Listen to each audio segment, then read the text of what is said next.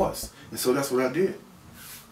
And birthed this baby. Yes. This book. Yes. The Clove Buddy. Upon the release of my book, I received so much criticism. So you got some backlash from it. Oh wow, they called me everything from. Yeah, I saw some of them reviews out there. I read some of the reviews. I was like, damn. They called me everything from crack dealer to drug addict to. And how did that make you feel? Like, I felt good that I was being talked about. You feel enough to mention my name, I feel relevant. Right. You know, it's all good. I ain't out here killing or robbing nobody. I wrote a story, a true story. It was a true story. So if truth make you feel that uncomfortable, why should I feel any way? You should feel some way. Right. So how long did it take you to write that book? Because you had to ultimately have some conversations with your mom, right? Yeah. And your sister. Me and mom went back and forth for a period, for some months.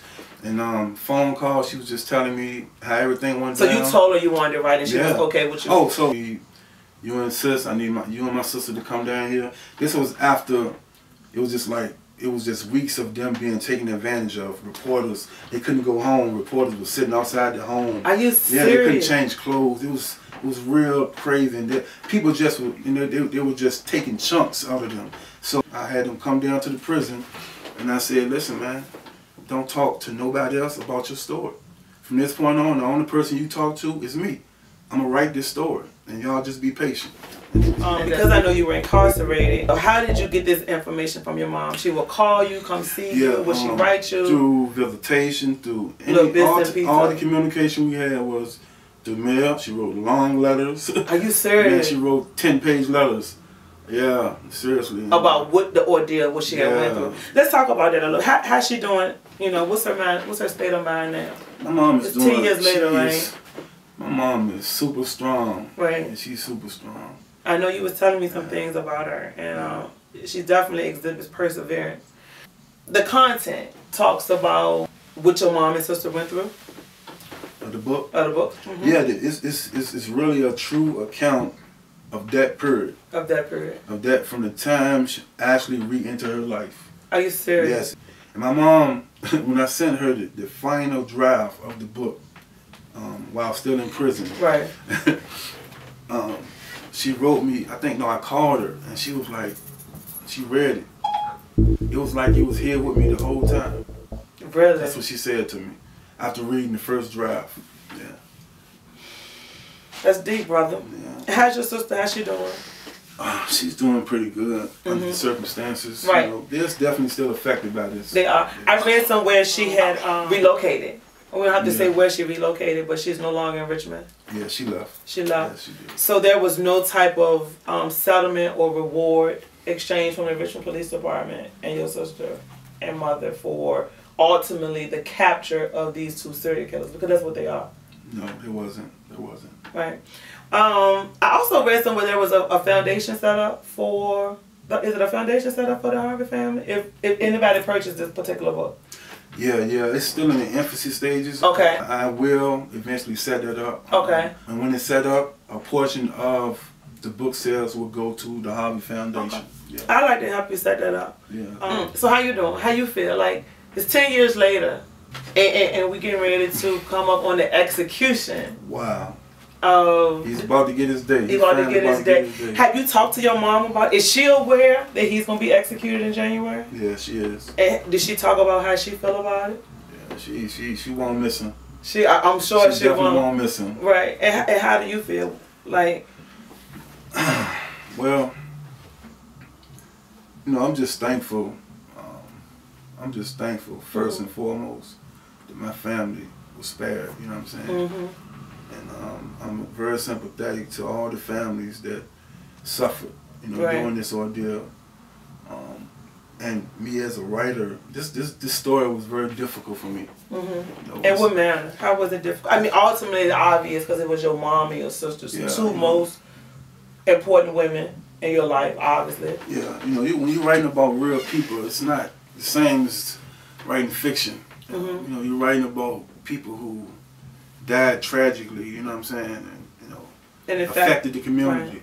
And so it just was hard, man. I had dreams for a long time. In a depression? Yeah. I went through a lot just as the writer. Just as a so writer. I know if you was a victim, what you know, I got a glimpse. You can empathize. Yeah. You can only imagine what your sister and what your mom has experienced. Give me chills just thinking about it. Right. And what's the relationship with your sister like? Are y'all talk? Y'all? Yeah, we haven't talked in a while, but we're good. Y'all good. And your nephew was a part of that too, right? How old was he then? He was young. He was too young to remember. So he don't even remember. No, he don't even remember. But Ray Dandridge used to hold him in his arms. No joke. Are you serious? Yeah. So it almost sounds like the love, as crazy as it may sound, or the care that he had. Which one your sister dated? Your dated? Ray. So it sounds like it could have been some spareness because of how he possibly felt for her. Yeah, I mean, Ray Dandridge, he had feelings for my sister. He had feelings. He really did. He did. I believe he is the reason. I ain't gonna say all the reason. Well, part of it. Partially, because you know he knew LaToya was scared. He wasn't going back and telling this to Ricky. To Ricky, right. If Ricky would have knew some of the things that they talked about, he probably would have killed both of them on the spot. So Ricky was the ringleader over. Yeah, he was. There was times when he punched Ray for talking to LaToya too much. It was situations like that. Okay. Yeah. As crazy as this may sound, or insensitive as it may come, understand, I mean no disrespect. Have your sister talk to, I know she hasn't talked to Ricky. Has she talked to Ray? She don't even like to even talk about the situation. So it was just, okay. And the reason I asked, just because there was definitely some intimacy there. Yeah. There was definitely a connection. There was definitely a relationship. And there's also definitely some indebtedness there and gratitude, because he is partially still the reason she's still alive. So for that reason, and just being a woman, I just got to ask, you know what I'm saying, to your knowledge. Yeah, I believe the relationship was more out of survival. She just was trying to stay alive. She was just trying to stay alive. So if it took for her to cook, clean, whatever she had to do, she did it. You know what I mean? Right. She really, and that's why when you listen to her interview, when she's talking directly to the critics, like I watched that interview. You're not gonna just come for her. You can't walk in her shoes. Right. You feel what I'm saying? You would have had to been there. How can you tell me what I should have done if you wasn't even there? I totally agree with you. I'm totally agree with you. I watched the interview last night. I actually watched it twice just to make sure I captured what I needed to capture, to be able to sit down with you and try to fill in some gaps, even though there were, and she was very candid. Yeah. I could tell that she was definitely in survivorship. We're coming up on the 10-year anniversary of the Harvey family. Yep. Yes. This book, Cold Blooded, can be purchased. It's not on Amazon. It can be purchased on Amazon. You can go to Amazon. You can go to Lulu.com and purchase my books. You're on Facebook? You can also reach me on Facebook at Mamie Tribulation. I'm on Instagram as Fiction's Best Kept Secret. You can reach me on Twitter at The Ghost Is Here. I'm all over. Just holler at me. I'm out here. I want to thank you for this segment of our interview. I know we're going to be coming back soon to talk about some other things. Absolutely. I'm forever grateful for this friendship. I appreciate you, and I thank you. Thank you. No problem. Ricky is going to be executed. Is there a sense of closure? I don't think it's going to be a closure, because the families, they gone. I just don't feel like it's going to be closure, not for me. Not for you. So The Cold Blooded, that's a book that is basically an identical story to what happened, and you and your son Ghost actually got together and did a collaboration while he was incarcerated, to bring this story to light in a novel sense. So you had to relive that experience because he was incarcerated for 10 years. He had to take pieces of your experience. How did that make you feel? Something I had to do. It was an outlet. It was a source of an outlet. Yeah. How did you get that material to him? Because he was locked up during the time, right? Through mail, telephone calls, and visitations. Is how you got that information to him.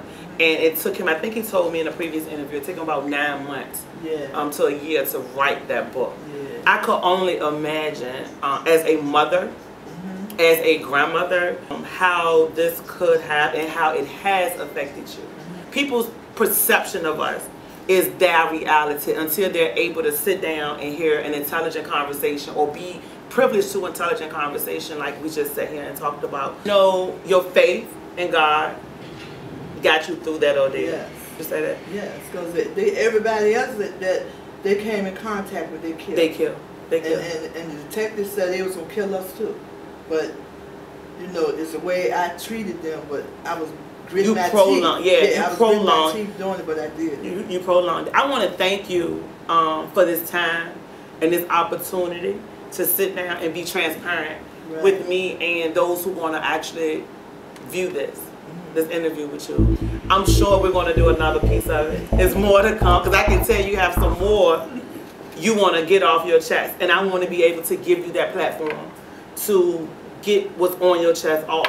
It's been 10 long years, so I can only imagine the sleepless nights. I can only imagine the days looked out during the day, what you and your daughter went through. Nothing but the grace of God that you guys are still here. So I want to just thank you.